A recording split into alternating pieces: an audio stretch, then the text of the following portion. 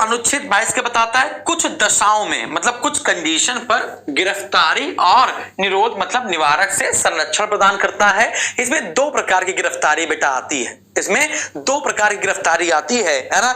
एक आता है अनुच्छेद 22 का खंड 1 और 2। वैसे अनुच्छेद 22 के है ना 7 खंड है, अनुच्छेद 22 के है ना, अनुच्छेद 22 के 1 से लेकर 7 तक के खंड हैं है ना। तो अनुच्छेद के 22 का 1 और अनुच्छेद 22 का 2 है ना, ये बेटा सामान्य दंडिक विधियों के अधीन आता है। अब ये सामान्य दंडिक विधियां कौन सी होती हैं है ना, और निवारक निरोध विधि कौन सी होती है, ठीक है ना। यहां पे देखते हैं भाई, और 3 से 7 क्या आता है इसको समझते हैं, ठीक है। तो अनुच्छेद 22 में क्या आता है भाई, कुछ दशाओं में गिरफ्तारी और निरोध से संरक्षण।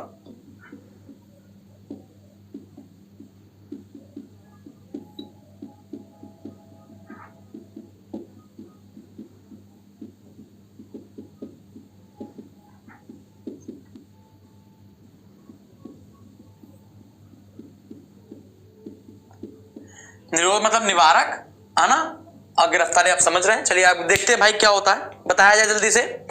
सबसे पहले बात करते हैं हम लोग दंडात्मक निरोध की है ना, पुनिटिव डिटेंशन की, इसकी बात करते हैं। किसी व्यक्ति द्वारा अपराध किए जाने व सिद्ध होने पर कारावास में रखा जाता है इसमें, ठीक है ना, जो सामान्य दंडिक वाली बात है, ठीक है ना, कि यदि किसी व्यक्ति ने कोई अपराध किया है तो अपराध अगर वो सिद्ध हो जाता है तो उसको क्या करते हैं, कारावास में रख दिया जाता है। लेकिन निवारक निरोध क्या होता है, निवारक निरोध में अपराध के पहले ही हमें मनसा हो जाए कि भैया कोई गिरोह आ गया है और वो आज ताज होटल मुंबई पे कब्जा करेगा, दिल्ली के लाल किले को उड़ा देगा, राष्ट्रपति भवन पर कब्जा करेंगे, तो आतंकवादी संगठन है ना जैसे पोटा मीसा है ना, बात समझ आ रही है, क्लियर है। तो जो पोटा मीसा टाडा मकोका ये सब जितने भी आते हैं तो वो सब निवारक नजरबंदी होते हैं, बात समझ आ रही है। और इन निवारक नजरबंदियों को कोई भी अगर गिरफ्तार कर लिया जाता है, जो पोटा टाडा मीसा मकोका इस सब के अंतर्गत आते हैं, और जब इनको गिरफ्तार किया जाता है तो 3 महीने तक गिरफ्तार कर लेते हैं, समझिएगा।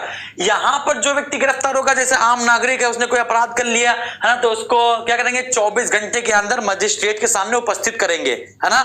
और इस 24 घंटे में जो लाने और ले जाने के समय है ये सब काउंट नहीं होता, अवकाश का समय भी काउंट नहीं होता। जैसे मान चलिए संडे छुट्टी पड़ गई है ना, तो मंडे को कोर्ट खुलेगा तो संडे वाला दिन काउंट नहीं होगा, क्लियर है।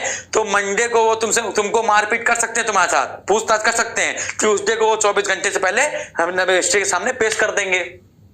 तो सामान्य दंडिक विधियां क्या होती हैं, तो सामान्य दंडिक विधियों में, ठीक है ना, या सामान्य दंडिक विधियों में आपको गिरफ्तारी जानने का कारण होता है कि अगर कोई पुलिस वाला आपको गिरफ्तार करने आया तो आप उससे पूछ सकते हो, भैया मेरा जुर्म तो बताइए कि मैंने जुर्म क्या किया है ना।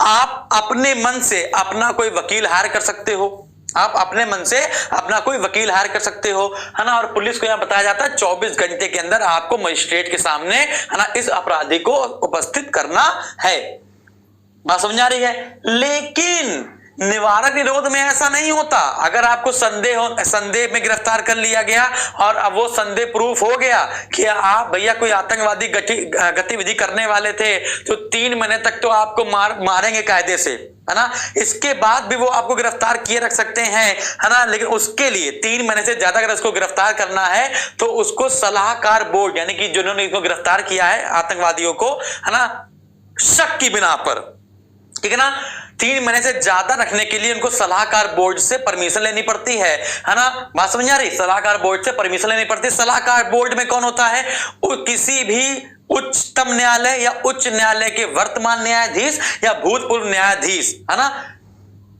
की अहर्ता रखने वाले या न्यायाधीश है ना सलाहकार बोर्ड में शामिल होते हैं बेटा, बात क्लियर है, डन है।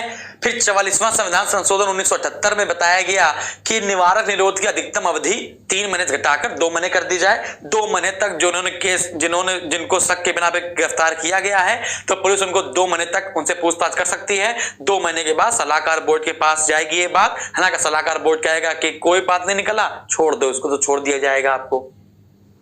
आई होप इतनी बात आपको समझ में आई, ठीक है ना, बहुत आसान है।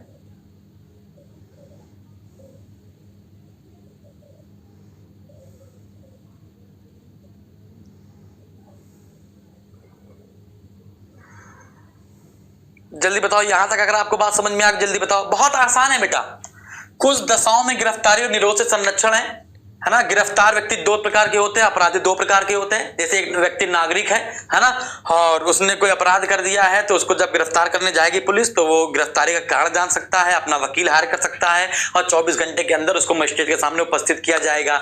लेकिन अगर आपको शक के बिना गिरफ्तार किया गया है कि ऐसा शक कि आप आतंकवादी गतिविधि से लिप्त है, टाडा मीसा मकोका है ना, पोटा इन सब के है ना, तो आपको गिरफ्तार किया जाएगा। 3 महीने तक आपको गिरफ्तार कर सकते हैं और 3 महीने से ज्यादा अगर पूछताछ करेंगे 3 महीने तक, और 3 महीने के ऊपर अगर जाएंगे तो उसको सलाहकार बोर्ड की परमिशन लेनी पड़ेगी। तो निवारक नजरबंदियों को ये अधिकार प्राप्त नहीं होते कि 24 घंटे के अंदर है ना उनको मजिस्ट्रेट के सामने लाया जाए, और ये सब बात जो अधिकार इनके पास है वो अधिकार इन लोग के पास नहीं होते हैं। बस इतना आपको कहना मैं चाहता हूं बेटा।